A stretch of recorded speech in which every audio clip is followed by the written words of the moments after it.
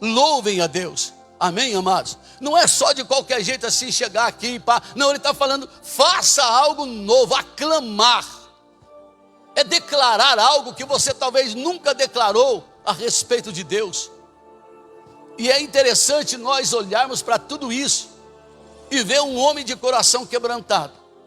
Um homem que um pouquinho, nos capítulos anteriores, um pouco antes, ele está pedindo misericórdia para Deus. Lá no Salmo 51, versículo 10, ele vai dizer, Senhor, tem misericórdia de mim. Torna a dar-me a alegria da tua salvação. Não retira de mim o teu Espírito Santo. Oh, aleluia. Porque ele tinha errado, ele tinha falhado. Mas quando ele errou, quando ele pecou, o que ele faz? Ele foi para a humilhação, ele foi para o joelho. Porque ele sabia que ali, somente ali, ele encontraria misericórdia. Amém, amados? Veja bem, queridos, quando nós falhamos, quando nós erramos, se isso se torna conhecido de uma sociedade, se isso se torna conhecido de pessoas, as pessoas não têm misericórdia. Foi o que Davi falou. As pessoas não têm misericórdia. Eu prefiro cair na mão de Deus, porque Deus tem misericórdia. Amém, amados? E chega aqui mais à frente, você vê, ele vai dizer essas palavras. Ele vai dizendo que nós devemos conclamar, aclamar a Deus e fazer de Deus o nosso refúgio. Digam isto a Deus. Ele está falando, digam isto a Deus no verso 3. Que tremendos são os teus feitos, pela grandeza do teu poder. A ti se mostram submissos os teus inimigos.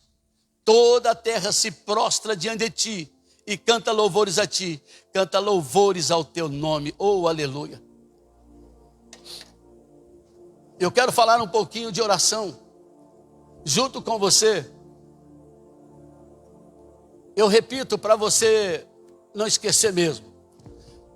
A gente começa a pegar uma visão, um trabalho. Eu não posso ficar preocupado em ficar trazendo só novidades sem dar sequência naquilo que a gente vê na palavra. Eu dizia aqui na última, acho que foi na última quinta-feira, a respeito da Torre de Babel. Eu falava a respeito da unidade dessas pessoas, construindo a torre. E Deus olha e fala assim, vamos lá, ver o que está sendo feito. E quando Deus vê o que está sendo feito, Ele fala assim, precisamos confundir a língua deles, porque senão nada mais será impossível para eles, porque em tudo eles concordam. Oh, aleluia. Amém, amados? Em tudo eles concordam. Olha bem o que Deus está falando para a gente. Aqui no verso 3, digam isto a Deus. Ele está nos convidando a falar alguma coisa para Deus, elogiar a Deus, agradecer a Deus por tudo que Ele faz, bendizer a Deus por tudo que Ele é. Amém, amados? E às vezes nós temos dificuldade em nossa oração de interagir com Deus ou de ter comunhão com Deus, porque parece que nós temos a dificuldade de reconhecer quando estamos de joelho ou se estamos em pé. Para mim, irmão, eu aprendi uma coisa, que não importa a tua posição, a posição do teu corpo, o que importa é a posição do teu coração. Amém, amado? Você pode estar andando na sua casa e orando, você pode estar de joelho, você pode estar ali. Se de repente você vê que você vai ficar de joelho, vai dormir na beira da cama, então levanta, vai andar, vai falar dentro, anda na casa toda. Amém, amado? A sua postura não é interessante, a postura do coração que Deus está olhando. Amém?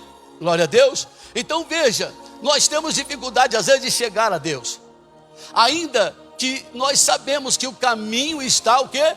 Aberto. Amém? Temos a dificuldade de conectar com Deus.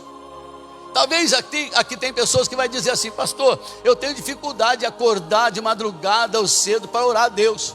Mas talvez você já acordou e perdeu o sono, mas também não levantou. Eu fico rolando para lá, e rola para cá, e rola para cá, e rola para lá de novo, e não levanta. Será que isso não é Deus te cutucando você para orar um pouquinho, não?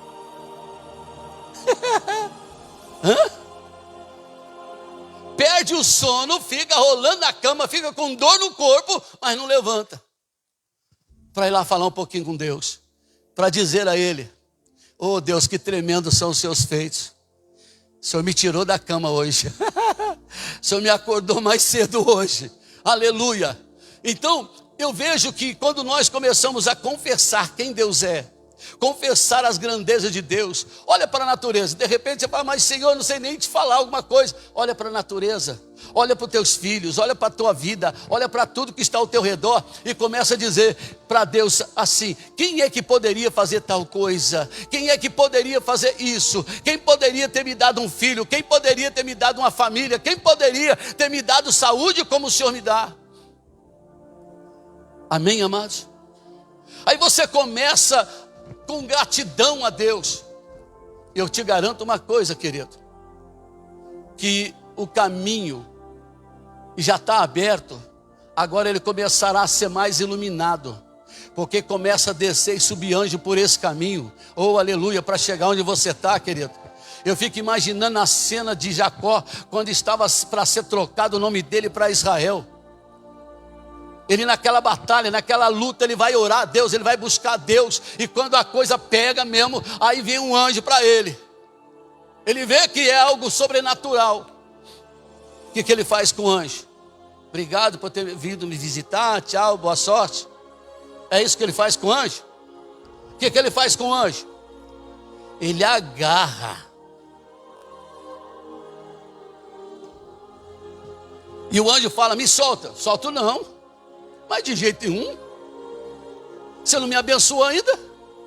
Me solta. Não. E o anjo querendo ir embora e Jacózão pendurado nele. E o anjo querendo subir, o Jacózão pendurado nele. E rolaram para o chão e o negócio ficou sério a noite inteira. Quando o sol estava clareando. Claro que o anjo podia vencer Jacó, irmãos. Ele só queria ver a persistência do homem. Você acha que o anjo não ia derrotar Jacó com estalo de dedo? Sim ou não? A gente começa a orar e falar assim: Deus, eu estou aqui na tua presença. Obrigado pelo macarrão que eu comi hoje. Obrigado pelo bife acebolado. Ai, Senhor, não sei nem mais o que eu vou falar. Eu acho que eu vou dormir de novo. Aí depois reclama que a vida está amarrada, que a vida não dá certo. Aí reclama que as coisas não funcionam. Querido pastor, orar por você, eu acredito que tem efeito. Quando nós obreiros estamos reunidos orando pela igreja, tem efeito. Mas imagine você o seguinte, querido. Quem eu vou pegar aqui de exemplo, meu Deus do céu? Vocês não têm filho como eu? Puxa vida, 4, 5 filhos de uma vez? Mas é difícil você imaginar isso aqui, ó. O pai tem 4 filhos, e aí um dos filhos fala para o outro: vai lá e fala para o pai que eu estou precisando de R$1. Por que aquele filho que está precisando de R$1 não foi ao pai? Por que tinha que outro falar? Por que o outro filho tinha que falar para o papai que aquele irmão dele está precisando de R$1? Um é mais chegado que o outro, glória a Deus, mas não tem todos os 4 o mesmo direito? Não deveria ter os 4 a mesma intimidade? Sim ou não? Então por que um chega mais fácil e outro não chega? Sabe por quê? Porque a maioria de nós, como filhos de Deus, somos orgulhosos. E quando pecamos, ficamos com vergonha de chegar para Deus e confessar nosso pecado, para que o caminho seja restabelecido. E aí a gente fica com desculpa: pastor, ora para mim. Ó, irmão, ora para mim. Para com isso, irmão. Eu vou continuar orando por você, mas aprenda uma coisa: assim como eu sou filho, você é filho e filha. Então o caminho está aberto para você chegar com o joelhinho dobrado ou andando na tua casa. Você vai chegar na presença dele e ele vai responder você. Aleluia. Escuta, eu não sei todas as suas necessidades, mas Deus sabe. Eu vou orar para você, falar de forma geral: Deus, como é que você chama? Wellington. Abençoa o Wellington, aquele moço do cavanhaque lá, da barbinha lá, que eu vim na igreja lá. Jesus, abençoa ele.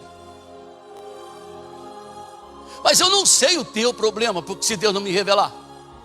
Agora imagina você indo para Deus. Você chega para ele e fala assim: Deus, eu sou o Wellington. A batata está assando do meu lado aqui na Cacilândia, viu? O negócio está feio. Onde eu ponho a mão não está dando certo. Tudo que eu faço está frustrando. Não progride. Me socorre, Deus. Deus vai olhar para você e falar assim: agora você chegou onde você devia. Você veio a mim, louvado seja Deus. Amém, amados? Vocês estão me entendendo? Agora, veja bem, amados. Se o Edson chega no pastor e fala: pastor, eu vou estar orando essa manhã, essa madrugada, essa noite, não importa. O Senhor me ajuda em oração. Querido, aí que está o segredo da vitória mais rápida. Porque quando dois estão orando a respeito de algum propósito, não foi o que nós aprendemos? A vitória não vem mais rápida. Porque eu estou concordando com você, você concordando comigo. Então quando nós oramos, Pai, e nos concordamos a respeito de alguma coisa, o Pai nos ouve. Imagine agora na situação contrária que eu acabei de dar o exemplo. O filho fala para o outro, o irmão fala para o outro: vamos lá no pai, nós dois juntos. Ah, não, vai você sozinho, eu estou com vergonha do pai. Não, vamos nós dois juntos. Se for os dois juntos, eu vou com você. E o camarada que está precisando de um realzinho, ele vai junto com o irmãozinho dele. E aí ele chega: o pai, o fulano aqui quer falar com você. Ué, mas por que não falou ainda? Então, pai, mas é que sabe aquele momento da timidez? Mas diante da necessidade, a timidez cai por terra em nome do Senhor Jesus. Amém, amados? Veja que como é bacana você falar para Deus quem Ele é. Mas depois que você engrandece Deus, fala para Ele do que você precisa. Amém? E geralmente nós pais, quando o filho chega: ô pai, você está legal, hein? Você está bacana, ô pai, você está bonito hoje. Fala logo, o que você quer, menino? É assim, não é? Fala logo, menino, o que você quer? É bem desse jeito. Mas Deus não, Ele vê o teu coração. Quando você está engrandecendo Ele, Ele sabe que não é por interesse, é porque você tem intimidade com Ele. Você sabe que Ele está na glória e você elogia Ele, porque Ele é o seu Senhor, o seu Pai celestial. Oh, aleluia. Mas nós temos um problema que já foi ensinado aqui exaustivamente. Nós temos um problema sério na nossa vida. E nós passamos por esse estudo. Paternidade, lembra dele? Paternidade espiritual, lembra? Muitos de nós não temos essa intimidade, ou não temos Deus como nosso Pai de fato. Temos Deus como só o Senhor que está no trono, e Ele está. Temos Deus como aquele que vai mandar o cacete na nossa cabeça na hora que o trem der errado. Que Ele vai castigar a gente na hora que a gente fazer besteira. Você vai pagar o preço pela besteira. Fica tranquilo, você leu todo comigo aqui, você viu. Amém? Você vai pagar o preço mesmo. Você vai ser colocado no fogo, vai ser esquentado, derretido que nem prata, vai se lascar mesmo, os inimigos vão te atropelar se você dá bobeira, está escrito aqui. Mas quando houve o arrependimento, o que aconteceu? Deus exaltou, louvado seja Deus. Então nós temos dificuldade de entender a nossa identidade com Deus. Agora, se eu tenho essa intimidade com o papai, eu vou fazer como Davi fez. Eu vou chegar nele sem nenhuma timidez, com ousadia, como está lá em Hebreus, sem nenhuma vergonha dos meus apertos, porque eu erro. Pastor, o senhor erra? Irmão, me fala para mim se existe um homem perfeito na terra. Aí você olhar para mim e perguntar: pastor, o senhor peca? Não. Errar é pecado? Sim, dependendo do erro. Não tem aquele dia que você está azedo pra caramba, que você é grosso com as pessoas, até com a esposa dentro de casa. Então eu erro, eu falho. Amém, amados? Sou perfeito? Não. Agora, se você falar para mim: o senhor peca, pastor, deliberadamente, o senhor calcula e tal, e faz o pecado acontecer, mas de jeito nenhum. Estou lavado no sangue do Cordeiro, louvado seja Deus. Amém, meus amados? Você não vai ver o pastor aqui sendo caluniado nessa cidade por erro de pastor, por pecado de pastor, jamais, em nome de Jesus, eu me escondo sempre debaixo das asas dele. Amém, amados? Mas o que é que eu faço então para que a minha comunhão com Deus seja estabelecida? Querido, aprenda uma coisa: Deus não é seu pai só na hora que você precisa. Deus não é seu pai só na hora que você está em aperto. Deus não é seu pai só quando você está precisando ganhar alguma coisa. Deus não quer ser seu pai só quando você gritar socorro. Deus quer ser seu pai no momento da tua alegria. Amém, amados? Deus quer ser seu pai no momento da sua bonança. Deus quer ser seu pai no seu momento melhor da sua vida. Amém, queridos? Aleluia. Mas quando as coisas estão tudo bem para a gente tem o hábito de esquecer que Ele é nosso pai. A gente vive do nosso jeito. Nós vamos vivendo, sabe? Nós vamos vivendo a vida. Vamos vivendo.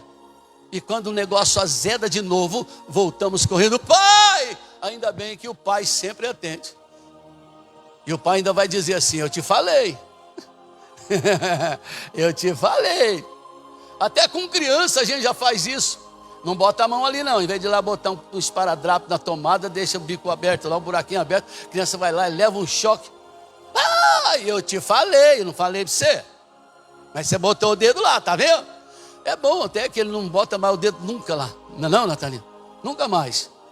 Então, veja só, querida, a gente às vezes está nessa situação e a gente fica com vergonha de chegar a Deus. Sabe por quê? Porque a gente está aqui, ó, imaginando Deus como nosso pai da terra. Eu te falei, agora você vai se lascar. Eu vou te falar uma coisa para você: Deus não lança o seu pecado na tua cara. Porém, infelizmente, existe a lei que é estabelecida por Ele, que é a lei da semeadura e da colheita. Amém, amado? A Bíblia vai dizer que tudo que o homem semear, isso ele vai ter que colher. Eu planto o mal e eu vou colher o bem? Eu planto a fofoca, eu vou colher o que para a minha vida? Intriga. Porque falar mal da vida dos outros é legal? Falar mal de uma pessoa inocente é legal? Não, irmão, misericórdia, isso é pecado. Amém, queridos? Isso é pecado. Agora, se eu vou para Deus e vou dizer a Ele que tremendos são os teus feitos, pela grandeza do teu poder, a ti se mostram submissos os teus inimigos. Você tem inimigo, sabia? Você tem inimigo físico aí, físico.